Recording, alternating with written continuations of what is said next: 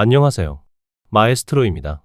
바르셀로나는 지난 시즌만큼의 높은 경기력을 보여주지 못하고 있음에도 불구하고 라리가 14경기 만에 리그 선두 자리를 지키고 있습니다. 한시 플릭 감독이 이끄는 바르셀로나는 이번 시즌 리그에서 11승 1무 2패를 기록 중이며 10월 말 엘클라시코 패배 이후 리그 4연승을 달리고 있습니다.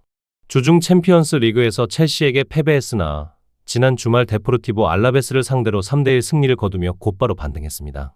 알라베스전에서 경기 시작 43초 만에 실점했지만 라민 야말의 동점골과 다니 올모의 멀티골로 승리를 확정지었습니다. 이 승리로 바르셀로나는 레알 마드리드를 제치고 선두로 올라섰습니다. 바르셀로나는 이번 아틀레티코전 승리를 통해 레알 마드리드와의 승점 차를 4점으로 벌릴 기회를 잡았습니다. 바르셀로나는 리그에서 39골을 기록하며 최다 득점팀의 화력을 자랑하고 있으며 아틀레티코를 상대로 리그 맞대결 8경기 중 7번째 승리를 노리고 있습니다. 골키퍼 마르크 안드레 테어 슈테겐과 미드필더 가비, 페르민 로페즈가 부상으로 결장하며 로날드 아라우호 역시 질병으로 출전이 불투명합니다.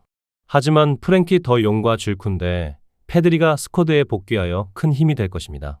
아틀레티코 마드리드는 시즌 초반 8경기에서 3승 4무 1패로 불안하게 출발했지만 이후 리그 6연승을 포함하여 최근 7번의 공식 경기에서 모두 승리하며 우승 경쟁에 본격적으로 뛰어들었습니다.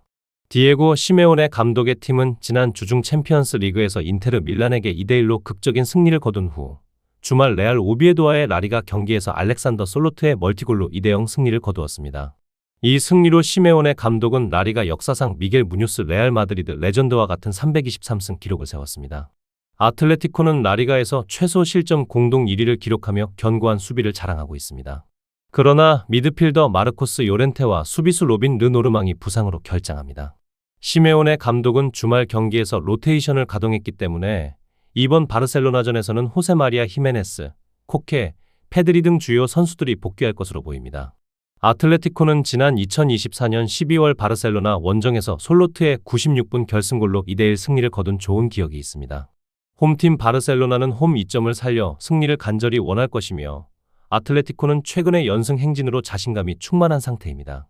두 팀 모두 핵심 선수들이 결장하지만 바르셀로나의 막강한 공격력과 아틀레티코의 견고한 수비력이 맞붙는 팽팽한 접전이 예상됩니다.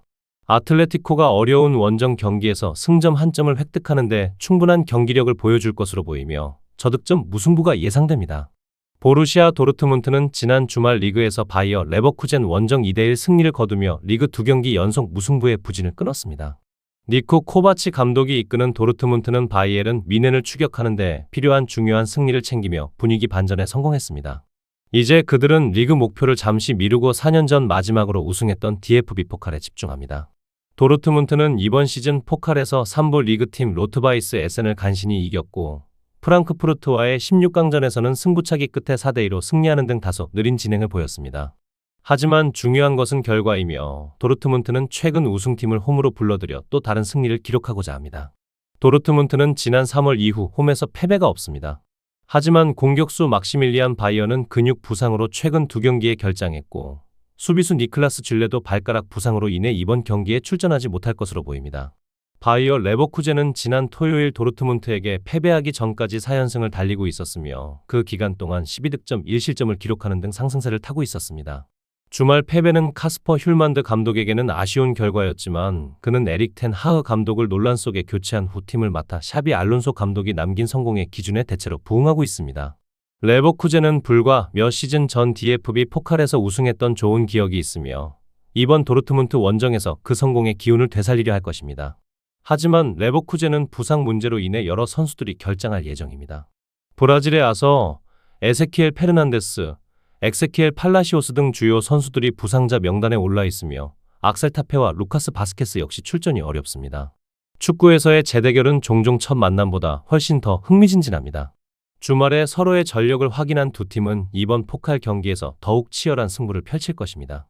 레버쿠젠은 연승 행진이 끊겼고 부상자 명단이 길어지고 있다는 단점을 안고 있습니다. 반면 도르트문트는 최근 승리로 분위기가 고조되었고 지난 3월 이후 홈 무패를 기록하며 홈에서 강력한 모습을 보여주고 있습니다. 이러한 점들을 고려할 때 홈 이점을 가진 도르트문트가 승리할 것으로 예상됩니다. 보루시아 메넨글라트바흐는 최근 리그에서 RB 라이프치히와 0대0 무승부를 기록하며 좋은 흐름을 이어가고 있습니다. 비록 이 경기에서 유효 슈팅을 하나도 기록하지 못했지만 리그 2위 라이프치히를 상대로 무승부를 거둔 것은 긍정적인 결과로 평가됩니다. 현재 리그 12경기에서 승점 13점으로 12위에 있지만 최근 5경기에서 4승 1무로 무패를 기록하며 강력한 폼을 보여주고 있습니다.